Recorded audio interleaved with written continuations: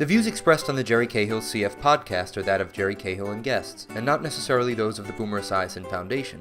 Nothing on the Jerry Cahill CF podcast should be considered medical advice. Such advice can only be given by a physician who is experienced with cystic fibrosis. The Boomer Esiason Foundation, Jerry Cahill and guests cannot be held responsible for any damage which may result from using the information on this podcast without the permission of your medical doctor. Welcome to Jerry Cahill's Living, Breathing, Succeeding podcast series. This show, CF College and Beyond, was made possible through an unrestricted educational grant from Chiesi to the Boomer Esiason Foundation. Today you'll meet 23-year-old Thomas Brophy, who attended the University of Maryland, where he put on numerous CF events to raise awareness and over $140,000 for CF research.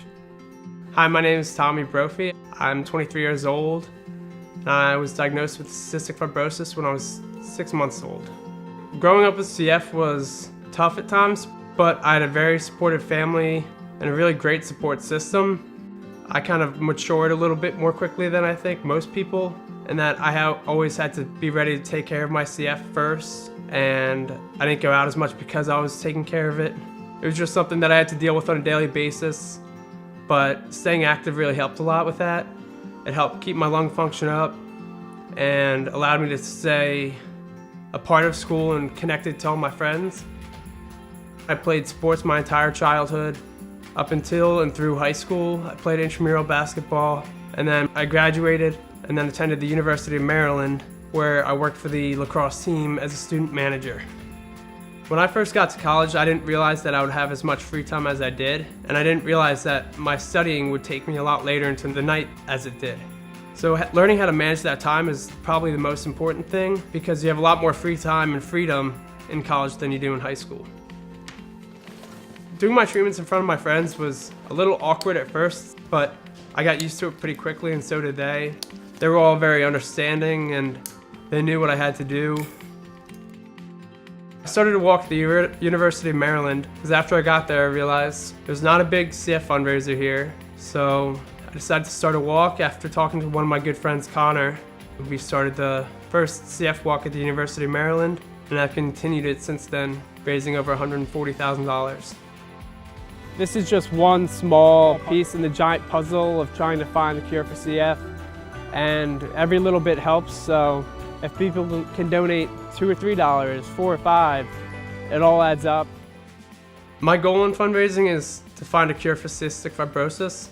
I want to raise as much money as I can until there's a cure. I'm not going to stop until there's a cure.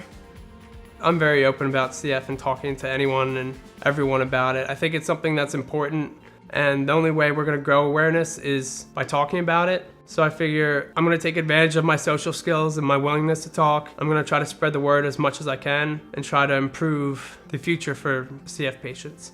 I would suggest to people who want to get involved on their campus to reach out to us if you have fraternities or sororities. The Delta Phi Epsilon chapters across the country, their national philanthropy is cystic fibrosis. My junior year, I had actually spoken to a sorority. I showed them my vest just to show them what it is, why I do it, and I explained what CF was to them, so it was something that I got really comfortable with. So reaching out to different organizations that are involved with it is very important. Let's see, the do's and don'ts of going to college with CF. I would say make sure to do your treatments on a daily basis and don't skip them. It's easy to want to and easy to forget them or think that you're out of time, but I find it more important to do them for the 20 minutes that I would need to and get the sleep after, or wake up a little bit earlier than I want to and do them before I go to class, because you don't want that to come bite you in the back down the line. You don't want to get sick right when finals week come around.